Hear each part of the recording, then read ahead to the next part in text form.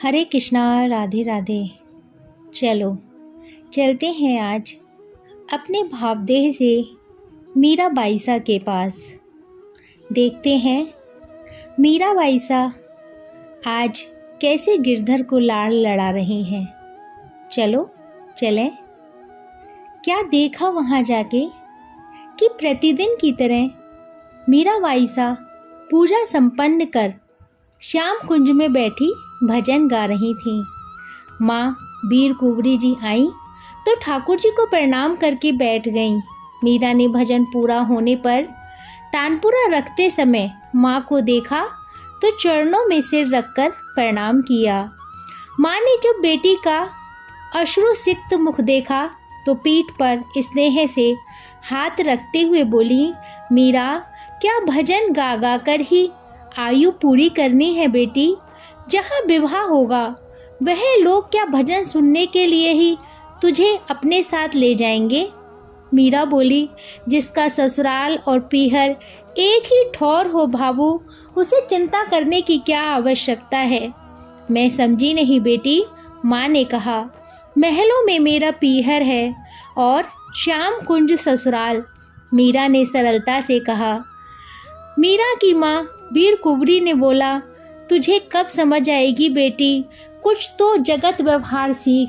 बड़े बड़े घरों में तुम्हारे संबंध की चर्चा चल रही है। इधर रनिवास में हम लोगों का चिंता के मारे बुरा हाल है।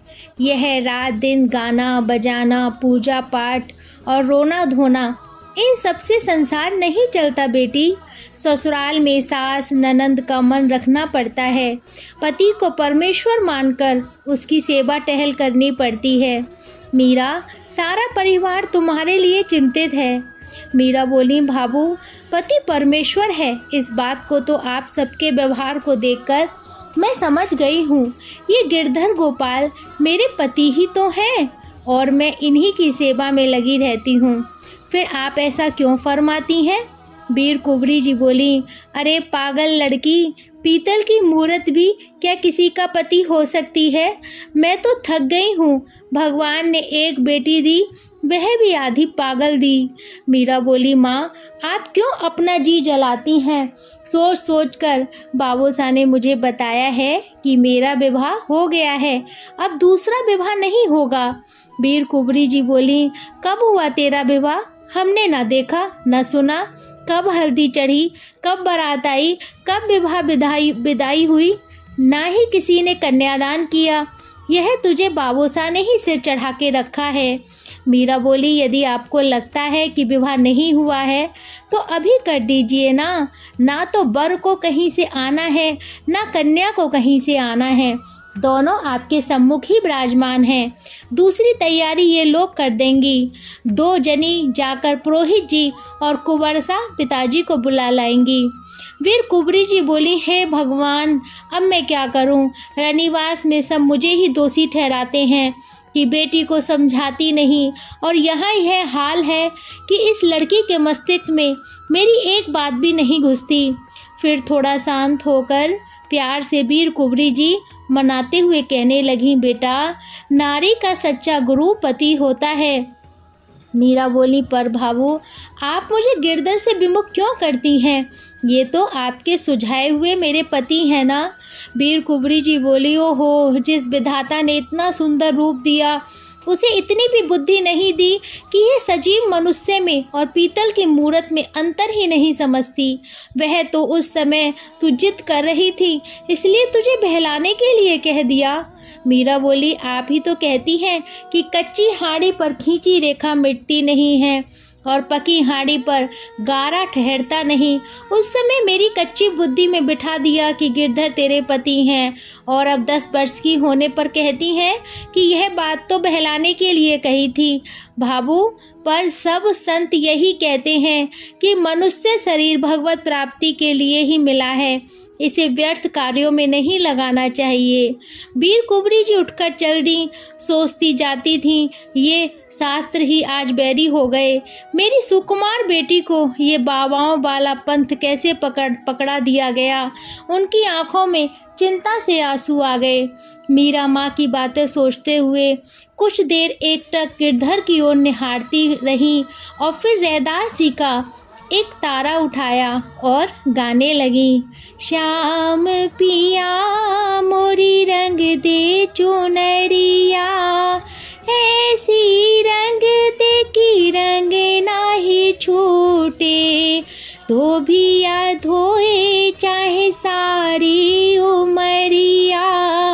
श्याम पिया मोरी रंग दे चुनरिया, श्याम पिया मोरी रंग दे चुनरिया।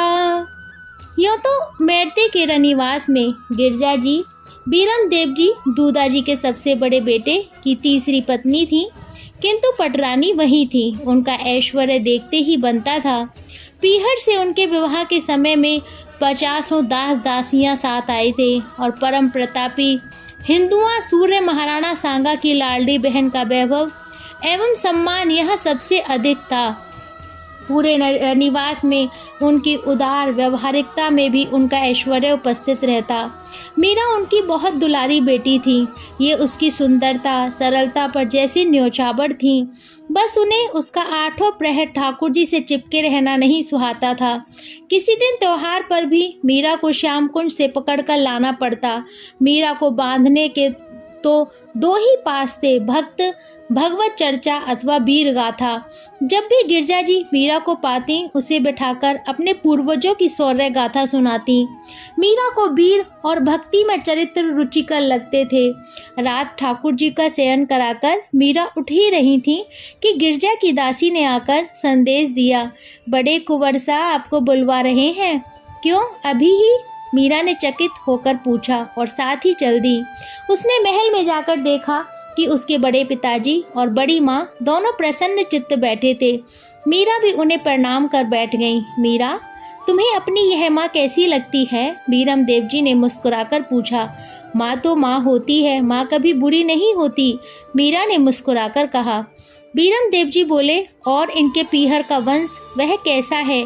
मीरा बोली, यूँ तो इस विषय में मुझसे अधिक आप जानते होगे, पर जितना मुझे पता है तो हिंदुआ सूर्य मेवाड़ का वंश संसार में वीरता, त्याग, कर्तव्य पालन और भक्ति में सर्वोपरि है। मेरी समझ में तो बावजी हुक्म आरंभ में सभी वंश श्रेष्ठ ही होते हैं। उसके किसी वंश के दुष्कर्म के कारण अथवा हल्की जगह विवाह संबंध से लघुता आ जाती है। बीरम देव जी बोले, बेटी तुम्हारे इन माँ के भतीजे हैं भोजराज, रूप और गुणों की खान है, मैंने सुना है, मीरा ने बीच में ही कहा। बीरम देव जी बोले, वंश और पात्र में कहीं कोई कमी नहीं है। गिरजा जी तुझे अपने भतीजे की बहू बनाना चाहती हैं। बाबूजा हुक्म। मीरा ने सिर झुका लिया। ये बातें बच्चों से तो करने की नहीं है। बीरम देव जी, जानता हूँ बेटी, पर दादा हुक्म ने फरमाया है कि मेरे जीवित रहते मीरा का विवाह नहीं होगा। बेटी बाप के घर में नहीं खटती बेटा। यदि तुम मान जाओ तो दाता हुक्म को मनाना सरल हो जाएगा। बाद में ऐसा घर बर शायद ना मिले। मुझे भी तुमसे ऐसी बात करना अच्छा नहीं लग रहा है, किंतु कठिनाई ही ऐसी आन पड़ी है। तुम्हारी माताएं कहती हैं कि हमसे ऐसी बात कहते नहीं बनती। पहले योग भक्ति सिखाई, अब विवाह के लिए पूछ रहे हैं, इसी कारण स्वयं पूछ रहा हूँ बेटी। मीरा बोली, बाबूजी हुक्म। रुधे खंड से मीरा केवल संबोधन ही कर पाई। ढलने को आतुर आंसुओं से भरी बड़ी बड़ी आंखें उठाकर उसने अपने बड़े पिता की ओर देखा। हृदय के आवेग को अदम्य पाकर वह एकदम से उठकर माता पिता को प्रणाम किए बिना ही दौड़ती हुई कक्ष से बाहर निकल गई। बीरम देव जी ने देखा मीरा के रक्त विहीन मुख पर व्याघ्र के पंजे में फंसी गाय के समान भय, विवस्था और निराशा के भाव और मरते पशु के आर्तनाद सा विकल स्वर। बाबूजी हुक्म कानों में पड़ा तो वे विचलित हो उठे। वे रण में प्रलय कर बनकर शवों से धरती पाट सकते हैं, निशस्त्र व्याघ्र से लड़ सकते हैं, किंतु अपनी पुत्री की आंखों में विवशता नहीं देख सके। उन्हें तो ज्ञात ही नहीं हुआ कि मीरा बाबूजी हुक्म कहते कब कक्ष से बाहर चली गई। बड़े पिताजी और बड़ी माँ के यूं मीरा से सीधे सीधे ही मेवाड़ के राजकुंवर भोजराज से विवाह के प्रस्ताव पर मीरा का हृदय विवशता से क्रंदन कर उठा। वह शीघ्रता पूर्वक कक्ष से बाहर आ सीढ़ियां उतरती चली गई। वह नहीं चाहती थी कि कोई भी उसकी आंखों में आंसू भी देखे। जिसने उसे दौड़ते हुए देखा चकित रह गए, बल्कि पुकारा भी, पर मीरा ने किसी की बात का उत्तर ही नहीं दिया। मीरा अपने हृदय के भावों को बांधे अपने कक्ष में गई और धम्म से पलंग पर औंधी गिर पड़ी। हृदय का बांध तोड़कर रुदन उमड़ पड़ा। यह क्या हो रहा है? मेरे सर्वसमर्थ स्वामी, अपनी पत्नी को दूसरे के घर देने अथवा जाने की बात तो साधारण से साधारण कायर से कायर राजपूत भी नहीं कर सकता। शायद तुमने मुझे अपनी पत्नी स्वीकार ही नहीं किया है, अन्यथा ऐसा नहीं होता। हे गिरधर, यदि तुम अल्पशक्ति होते तो मैं तुम्हें दोष नहीं देती। तब तो यही सत्य है कि तुमने मुझे अपना माना ही नहीं, ना किया हो। स्वतंत्र हो तुम, किसी का बंधन तो नहीं है ना तुम पर। मीरा का हृदय बोल उठा, हे प्राणनाथ, पर मैंने तो तुम्हें अपना पति मान लिया है। मैं कैसे अब दूसरा पति वर लूं? और कुछ न सही, शरणागत के संबंध से ही रक्षा करो ना, रक्षा करो प्रियतम। अरे ऐसा तो निर्बल से निर्बल राजपूत भी नहीं होने देता। यदि कोई सुन भी लेता है कि अमुक कुमारी ने उसे वरण किया है, तो प्राणपट से वह उसे बचाने का, अपने यही लाने का प्रयत्न करता है। तुम्हारी शक्ति तो अनंत है, तुम तो भक्त भयहारी हो। हे प्रभु, तुम तो करुणा वरुणालय हो शरणागत वत्सल हो, पतित पावन हो, दीन बंधु हो। कहाँ तक गिनाऊं? इतनी अनीति मत करो मोहन, मत करो। मेरे तो तुम ही एकमात्र आश्रय हो, रक्षक हो, तुम ही सर्वस्व हो। मैं अपनी रक्षा के लिए तुम्हें छोड़ किसे पुकारूं? और मीरा ने तानपुरा उठाया और गाने लगी, जो तुम तोड़ो पिया मैं नाही तोड़ूं, तो से प्रीत तोड़ कृष्ण कौन संग जोड़ू। जो तुम तोड़ो पिया मैं नाही तोड़ूं। रामदूता जी अब अस्वस्थ रहने लगे थे। अपना अंत समय समीप जानकर उनकी ममता मीरा पर अधिक बढ़ गई थी। उसके मुख से भजन सुने बिना उन्हें दिन सूना लगता था।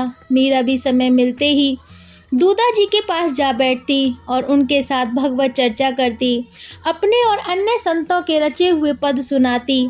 ऐसे ही उस दिन मीरा गिरधर की सेवा पूजा कर बैठी ही थी कि गंगा ने बताया कि दूधा जी ने आपको याद फरमाया है। मीरा ने जाकर देखा तो उनके पलंग के पास पांचों पुत्र, दीवान जी, राजपुरोहित जी और राजवैद्य जी सब वहीं थे। सहसा आंखें खोलकर दूधा जी ने पुकारा, मीरा जी मैं हाजिर हूँ बाबू साहब। मीरा उनके पास आ बोली।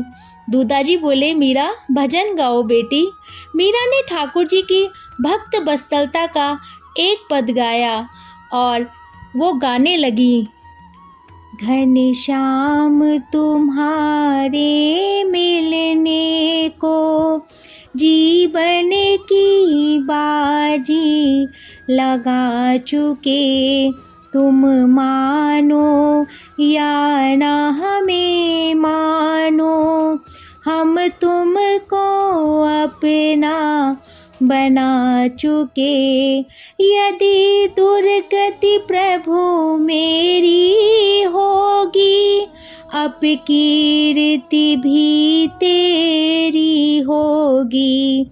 हम नंद सुबन गोपाल के हैं, यह बात जगत को बता चुके। घनश्याम तुम्हारे मिलने पे जीवन की बाजी लगा चुके।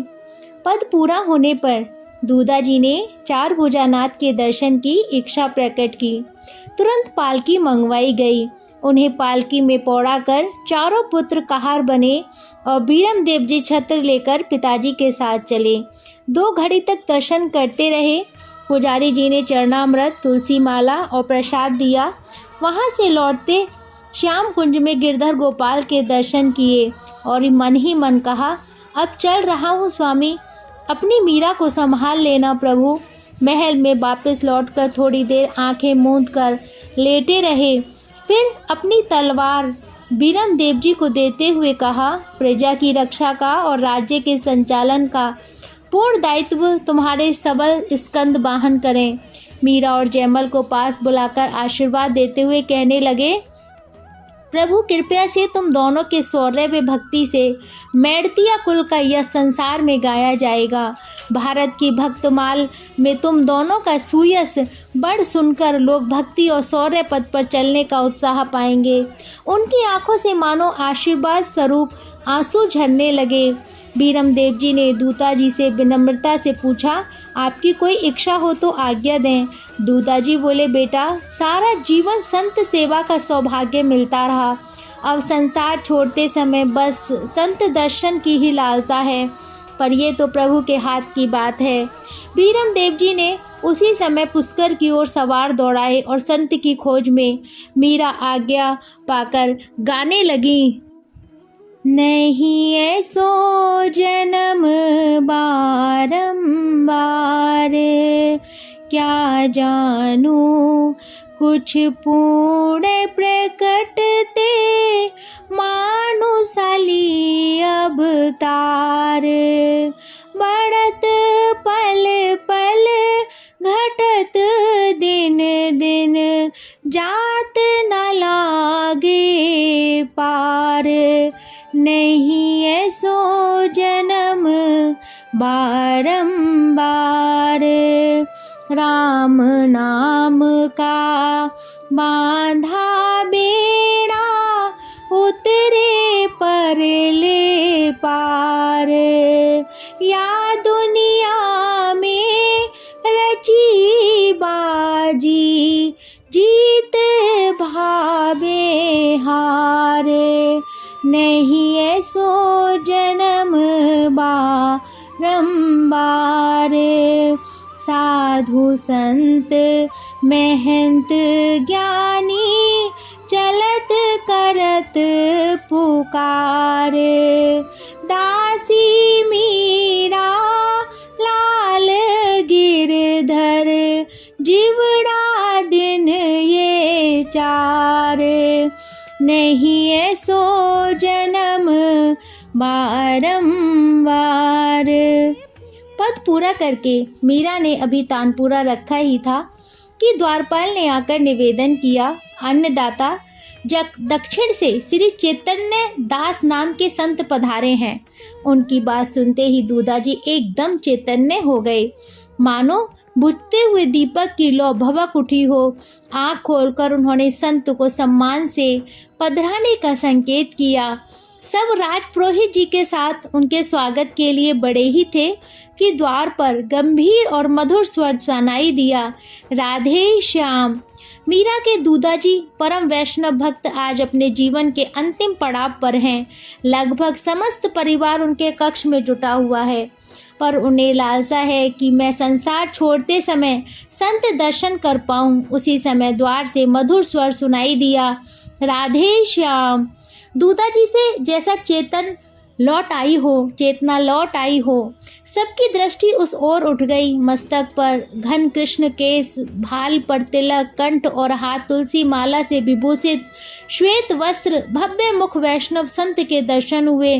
संत के मुख से राधे श्याम यह प्रियतम का नाम सुनकर उल्लसित हो मीरा ने उन्हें प्रणाम किया। फिर दूधा जी बोली, आपको संत दर्शन की इच्छा थी ना बाबू साहब, देखिए प्रभु ने कैसी कृपा की है। संत ने मीरा को आशीर्वाद दिया और परिस्थिति समझते हुए स्वयं दूधा जी के समीप चले गए। बेटों ने संकेत पा पिता को सहारे से बैठाया, प्रणाम कर बोले, कहाँ से पधारना हुआ महाराज। संत जी बोले, मैं दक्षिण से आ रहा हूँ राजन, नाम चैतन्य दास है। कुछ समय पहले गौड़ देश के प्रेमी सन्यासी श्री कृष्ण चैतन्य तीर्थाटन करते हुए मेरे गांव पधारे और मुझ पर कृपया कर श्री धाम वृंदावन जाने की आज्ञा की। श्री कृष्ण चैतन्य महाप्रभु सन्यासी होकर भी प्रेमी हैं। महाराज, मीरा ने उत्सुकता से पूछा। संत बोले, यूँ तो उन्होंने बड़े बड़े दिग्गजी वेदांतियों को भी पराजित कर दिया है, परंतु उनका सिद्धांत है कि सब शास्त्रों का सार भगवत प्रेम है और सब साधनों का सार भगवान का नाम है। त्याग ही सुख का मूल है। तप्त कांचन गौर वर्ण सुंदर सुकुमार देहे ब्रजरज में छके श्री कृष्ण चैतन्य महाप्रभु का दर्शन करके लगता है मानो स्वयं गौरांग कृष्ण ही हो। वे जाति पाति ऊंच नीच नहीं देखते, हरि को भजे सो हरि को होए, मानते हुए सबको हरि नामामृत का पान कराते हैं। अपने हृदय के अनुराग का द्वार खोलकर सबको मुक्त रूप से प्रेम दान करते हैं। इतना कहते कहते उनका कंठ भाव से भर आया।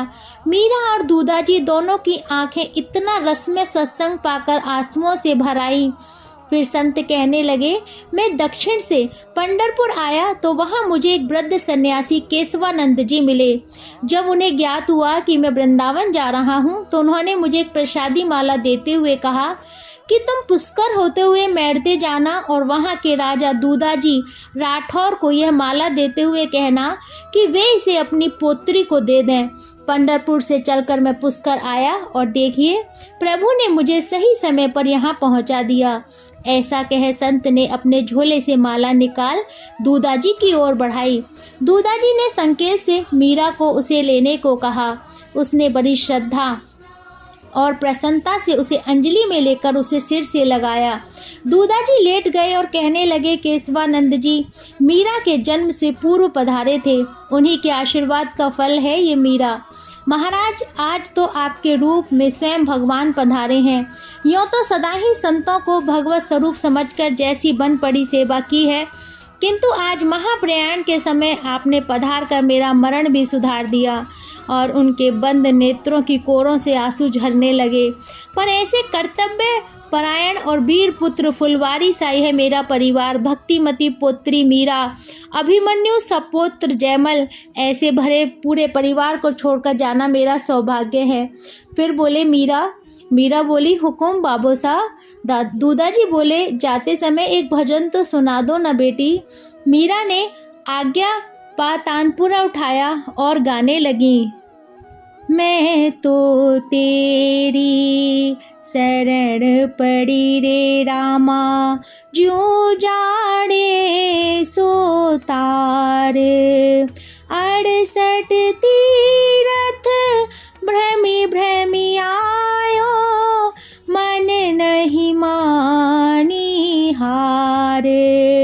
या जग में कोई नहीं अपनों सुखिया, श्रवण तुम्हारे ताए।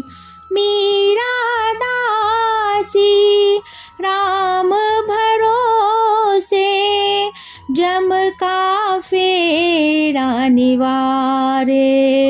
मैं तो तेरी शरण पड़ी रे राम। मधुर संगीत और भाव में पद श्रवण करके चैतन्य दास स्वयं को रोक नहीं पाए। धन्य धन्य हो मीरा, तुम्हारा अलौकिक प्रेम, संतों पर श्रद्धा, भक्ति की लगन, मोहित करने वाला कंठ, प्रेम रस में पगे यह नेत्र, इन सबको तो देख लगता है मानो तुम कोई ब्रज गोपिका ही आ गई हो। वे जन भाग्यशाली होंगे जो तुम्हारी इस भक्ति प्रेम की वर्षा में भीगकर आनंद लूटेंगे। धन्य है आपका यह वंश जिसमें यह नारी रत्न प्रकट हुआ। मीरा ने सिर नीचा कर प्रणाम किया और अति से विनम्रता से बोली, कोई अपने से कुछ नहीं होता महाराज। संत कुछ आहार ले चलने को प्रस्तुत हुए। रात्रि बीती और दूधाजी का अंतर्मन चैतन्य था पर शरीर शिथिल हो रहा था। ब्रह्म मुहूर्त में मीरा ने दासियों के साथ धीमे धीमे संकीर्तन आरंभ किया। गोविंद मेरो है, गोपाल मेरो है, श्री बाके बिहारी नंदलाल मेरो है, गोविंद मेरो है, गोपाल मेरो है। और उनके मुख से अस्फुट स्वर निकले, प्रभु पधार रहे हैं, प्रभु पधार रहे हैं, जय हो, जय हो। और पुरोहित जी तुलसी मिश्र चरणामृत दिया। मीरा की भक्ति संस्कारों को पोषण देने वाले मेड़ता राज्य के संस्थापक परम वैष्णव भक्त वीर शिरोमणि राव दूधा जी 75 वर्ष की आयु में ये भव छोड़कर प्रभु लोक सिधारे और मीरा के नेत्र भराए। और मीरा सहज नेत्रों से दूधा जी के पास बैठे बैठे रोती ही रहीं, रोती रहीं। आज हम सब भी दूधा जी के पास ही बैठकर हम मीरा जी के साथ रहते हैं और इस दुख की घड़ी में हम भी मीरा जी के साथ देते हैं। जय हो प्रेम की। हरे कृष्णा, राधे राधे।